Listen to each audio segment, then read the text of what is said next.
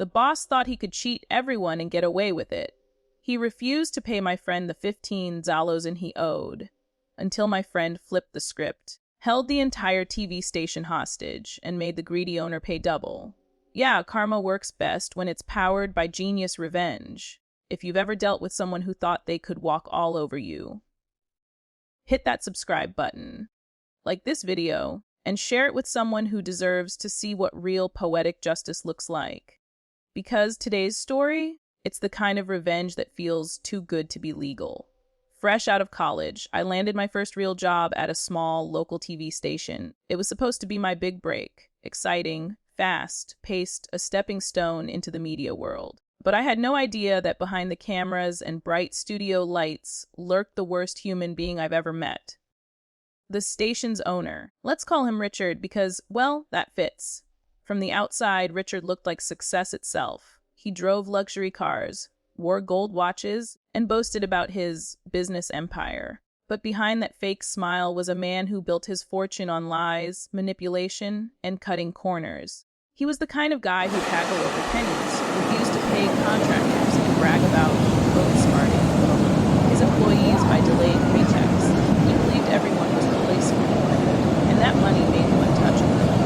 Working for him was like walking on eggshells. He'd bark orders, change his mind mid-project, and guilt trip you for asking about your salary. But the real nightmare began when he signed a major deal with DirecTV. This was huge. For the first time, the station would be broadcast across the entire Bay Area. It could turn Richard's local station into a regional powerhouse. There was just one problem. We had only 2 months to completely upgrade our broadcast system to meet DirecTV's standards. If we missed the deadline, Richard would face massive penalties. Every single day the signal wasn't live. Panic hit the office like a storm. Nobody knew how to pull this off, and that's when Richard called in a favor from my friend Alex.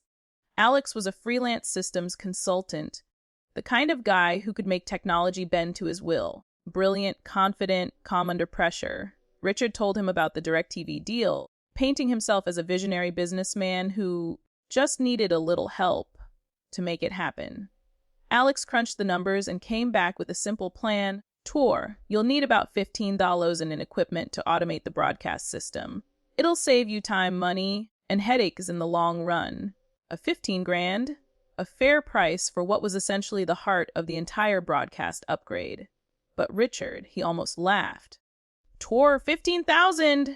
That's robbery! Can't you do it for half that? Worse, he asked Alex to pay for the hardware up front and promised to reimburse him later. Pulled Alex aside that day. Dude, don't do it, I told him. This guy doesn't pay people back. He'll come up with a dozen excuses before he gives you a dime. Alex just smiled, that calm, confident smile of his. Don't worry, he said. I've got a plan. Watch me. For the next several weeks, Alex worked day and night. He built the system piece by piece, wired it himself, programmed it, tested it, until everything worked like clockwork. When DirecTV's deadline hit, we barely made it, but the station went live on time. The launch was a success. Richard strutted around the office like he just single-handedly conquered television. He was all smiles, shaking hands, bragging to investors about his genius leadership. And then Alex walked into his office with the invoice. No 15,000 for equipment, plus his consulting fee. That's when the mask slipped. Richard leaned back in his leather chair, pretending to scan the invoice. Then came the sigh, the fake sympathy. Alex, buddy, I'm a little short this month. You know how business is. I'll pay you soon, all right? Alex didn't even blink. He simply said, all right, I'll come by tomorrow. But when tomorrow came, Richard had another excuse. Then another. He started dodging calls, closing his office door when Alex walked by. Classic cheapskate behavior. The man just didn't want to pay. That's when Alex decided it was time to collect his way.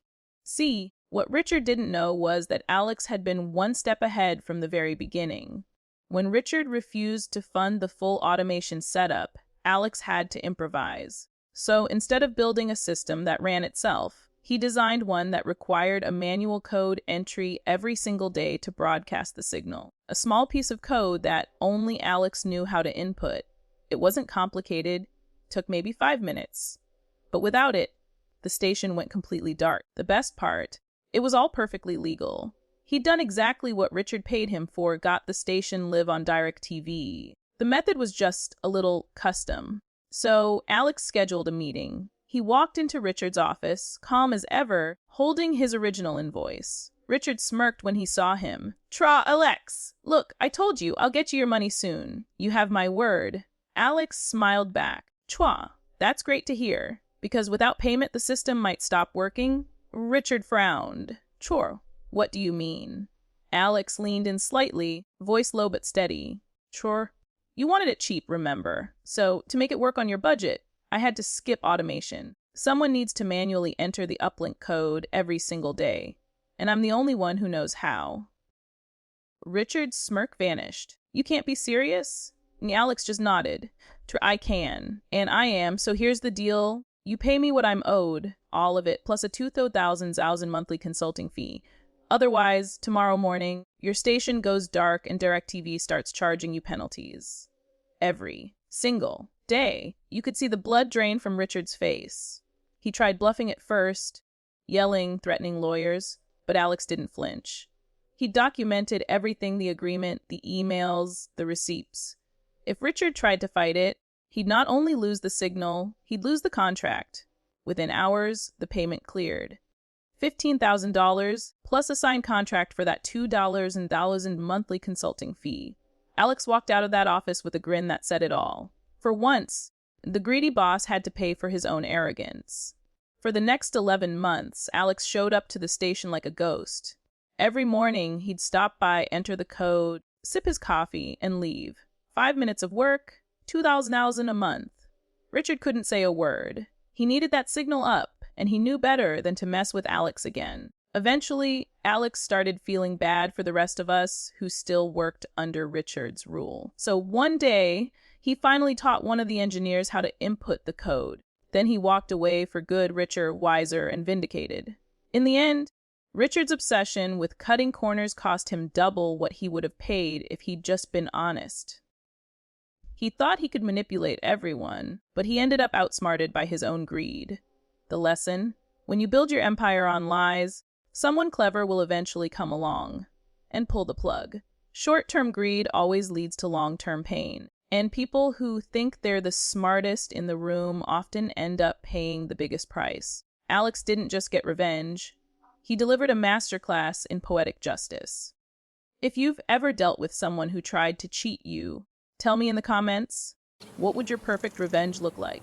Don't forget to hit like, subscribe, and turn on notifications, because next time, we've got another story where karma doesn't knock softly, it kicks the door down. Thanks for watching, and remember, never underestimate the quiet ones. They're usually the ones holding the master key to your downfall. Would you like me to also include a YouTube SEO blocks, description, hashtags, keywords, and suggested tags for this story? Optimized for Reddit Revenge Pro Revenge searches? It'll help your video rank higher and reach 15-20M potential viewers.